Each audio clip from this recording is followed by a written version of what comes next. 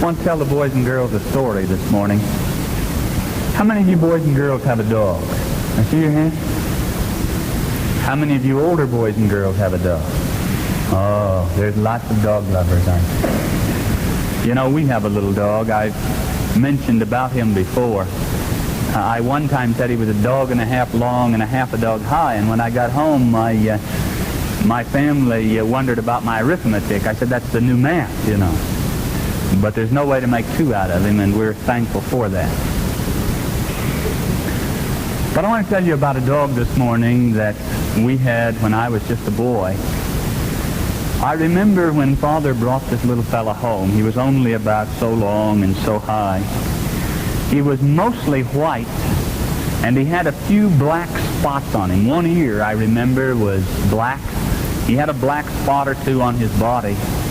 And we looked him over, and because of these spots were sort of ragged and weren't real even and round, we called him Rags, because we thought that the spots on him looked like a rag, big black rag that had been thrown on him. Rags grew very rapidly. When we got him, even though he was small, he had big feet. He was a German Shepherd mixture, but he reached the stature of a German Shepherd and had some of the characteristics that many German Shepherds have. He was particularly fond of my father and was sort of Dad's dog. He followed my father to the fields every day when Dad would go to the field to work. When Dad would set his lunch bucket or his water jug or his jacket or any tools down, Rags parked right there. And he stayed right there until Father came back and got that and told him it was time to go home. I remember one Friday evening as we were preparing for sundown worship. Supper was over. Mother went out to feed Rags, and she called, and he wasn't there.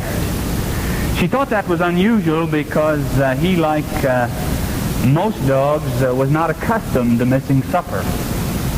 And she called and called, but he didn't come. Mother commented on that when she came back in, and we went ahead with worship. And after worship, my father said, you know, I left my lunchbox and my jacket out in the field, and I'll bet Rags is out there.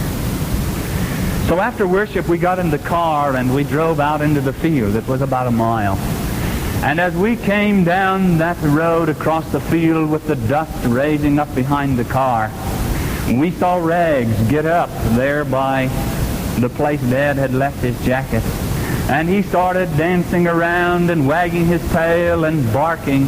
And when we drove up, I jumped out of the car to get Dad's jacket. And Rags says, now just a minute, who are you? And it took just a moment before he recognized who I was. He was there protecting my father's jacket and his lunch pay. Well, of course, he was happy to recognize me as well as Mother and Dad and my brother that were in the car, and we put him in the car and we brought him home. But you know, that story made a great impression on my mind. Because a dog, and many of us have dogs that we love, and you know, those dogs love us. They're loyal and obedient. But you know, friends, there's a God in heaven that gave that dog that instinct, that loves and cares and watches over you, just as old Rags watched Dad's lunchbox and his jacket.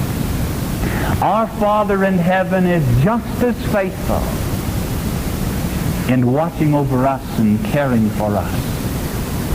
And this morning, boys and girls, I would never have you forget the great love and the great care that the Father in heaven watches and cares for you with.